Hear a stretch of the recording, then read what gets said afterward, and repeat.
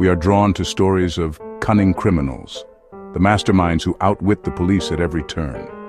Serial killers, in particular, hold a dark fascination. Movies and TV shows often portray them as geniuses, brilliant individuals with minds capable of unimaginable evil. But how much of this is true?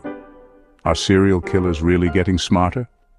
The truth, as is often the case, is far more complex. While some serial killers possess above-average intelligence, the idea of them as a new breed of criminal mastermind is largely a myth. To understand why, we need to delve into the world of criminal psychology and separate fact from fiction. Before we can determine if serial killers are getting smarter, we need to understand how we measure intelligence. IQ, or intelligence quotient, is a score derived from a standardized test designed to assess cognitive abilities. The average IQ score is 100. Scores above 100 indicate above-average intelligence, while scores below 100 suggest below-average intelligence.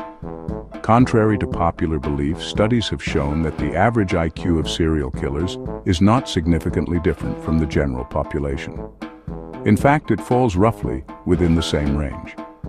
This suggests that intelligence alone is not a defining characteristic of a serial killer.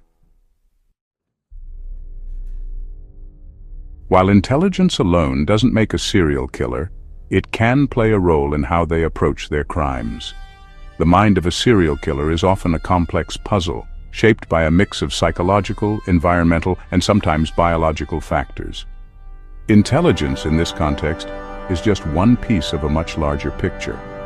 The way they operate, their so-called signature, can offer deep insights into their mental processes and motivations.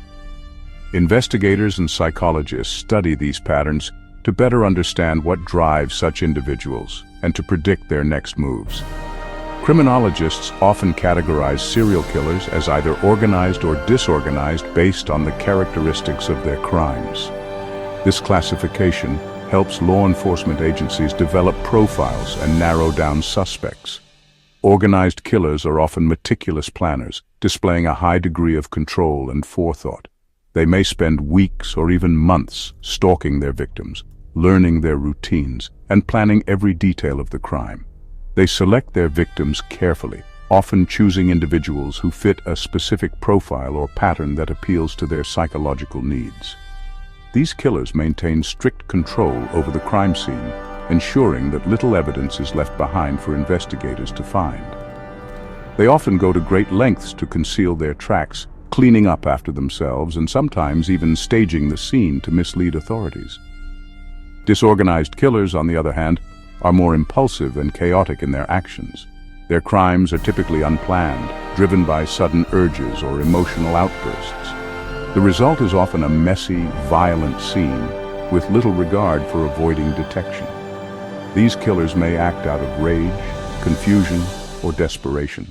They tend to leave behind a trail of evidence, fingerprints, DNA, and personal belongings, making it easier for law enforcement to track them down.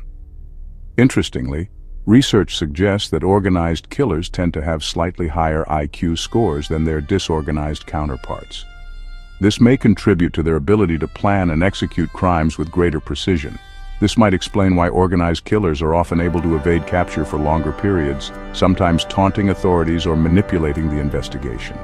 However, it's crucial to remember that this difference in IQ is not substantial enough to suggest a significant cognitive advantage. Ultimately, the line between organized and disorganized is not always clear, and many killers display traits of both, making each case a unique challenge for investigators. The image of the genius serial killer is one that has been perpetuated by Hollywood for decades. Films like The Silence of the Lambs and C7 depict brilliant, calculating killers who always seem to be one step ahead of the authorities. This portrayal, while captivating, can distort our perception of reality. These fictional portrayals often exaggerate the intelligence of serial killers for dramatic effect. In reality, most serial killers are not criminal masterminds. They are often driven by a combination of psychological factors, including personality disorders, childhood trauma, and a lack of empathy. While some may exhibit cunning or manipulative behavior, This does not necessarily equate to genius-level intellect. When we think of serial killers, we often imagine criminal masterminds, but the reality is that most of them actually possess just average intelligence. Despite the popular myth of the evil genius, the majority of serial killers are not exceptionally smart or cunning. They tend to blend in with society, using ordinary means to commit their crimes and evade capture, at least for a while. However, there are a handful of chilling exceptions. Individuals whose intelligence set them apart and made their crimes even more disturbing.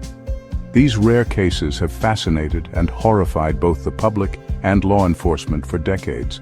These killers, gifted with unusually high IQs, used their intellect not for good, but to meticulously plan and execute their crimes.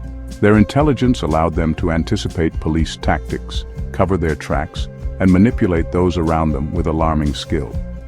In many cases, their advanced planning and strategic thinking enabled them to evade capture for years, sometimes even decades, leaving investigators baffled and communities living in fear. One of the most infamous examples is Ted Kaczynski, better known as the Unabomber. His case remains one of the most complex and intriguing in criminal history. Kaczynski was a mathematical prodigy, boasting an IQ of 167. He attended Harvard at just 16 and later became a professor.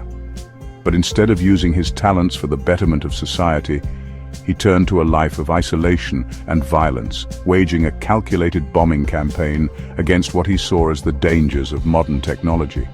His bombs were not only deadly but also incredibly sophisticated, designed to avoid detection and maximize destruction.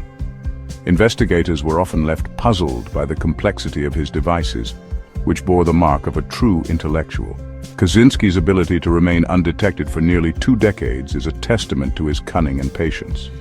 He taunted authorities with cryptic letters and manifestos, all while living off the grid in a remote cabin. Another chilling example is Edmund Kemper, whose crimes shocked the nation. Kemper possessed an IQ of 136, placing him well above average. Kemper was able to manipulate the legal system to his advantage, convincing authorities that he was reformed after killing his grandparents as a teenager. He presented himself as a model inmate, impressing psychologists and parole boards with his intelligence and charm, which ultimately led to his early release. Tragically, once free, Kemper went on to commit a series of even more gruesome murders, using his intellect to outsmart investigators and avoid suspicion for years. These cases, while deeply disturbing, serve as stark reminders of the potential dangers when high intelligence is combined with dark motives and psychological instability. They demonstrate that intelligence in itself is not inherently good or evil. When paired with certain psychological factors, it can become a powerful tool for manipulation, deception, and in the most extreme cases, unimaginable harm. While the cases of Kaczynski, Kemper, and others might seem to suggest a link between intelligence and serial killing, it's crucial to remember that they are exceptions, not the rule. The vast majority of serial killers do not possess extraordinary intellect. Furthermore, there is no evidence to suggest that serial killers are getting smarter as a whole. While advances in technology and forensics have made it more challenging for criminals to operate undetected, this is not an indication of increased intelligence among serial killers. Rather, it reflects the advancements in law enforcement techniques. If intelligence is not the defining factor in serial killers, what truly drives someone to commit such horrific acts? This question has puzzled experts and the public alike for decades, as we search for answers that might help us understand, and perhaps even prevent, these chilling crimes. The answer, like most things in human behavior, is complex and multifaceted. There is no single cause or simple explanation. Instead, it's a tangled web of influences that interact in unpredictable ways, making each case unique. Serial killers are often the product of a confluence of psychological, biological, and environmental factors. These elements can combine in ways that are difficult to predict, creating a perfect storm that leads to violent behavior. Many experts believe that early childhood trauma, such as abuse or neglect, can play a significant role in shaping a serial killer's psyche. Experiences of violence, instability, or emotional deprivation during formative years can leave deep psychological scars, sometimes warping a person's ability to form healthy relationships or feel empathy. Others point to genetic predispositions or brain abnormalities that may contribute to violent tendencies. Research has shown that certain genetic markers, as well as differences in brain structure or function, might make some individuals more susceptible to aggression or impulsive behavior.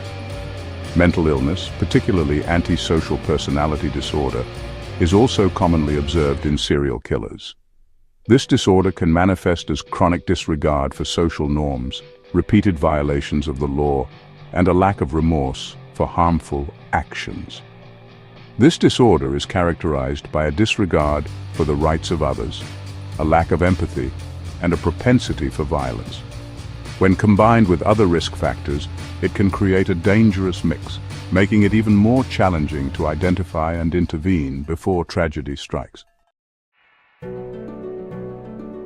The fascination with serial killers is a complex phenomenon. Perhaps it's the desire to understand the darkest corners of the human psyche. Maybe it's the thrill of the unknown, the morbid curiosity that draws us to stories of true crime. Whatever the reason, it's crucial to approach this subject with a critical eye. While it's tempting to focus on intelligence as a defining characteristic, this can lead to a dangerous and misleading understanding of serial killers. The question of whether serial killers are getting smarter is one that continues to intrigue and fascinate.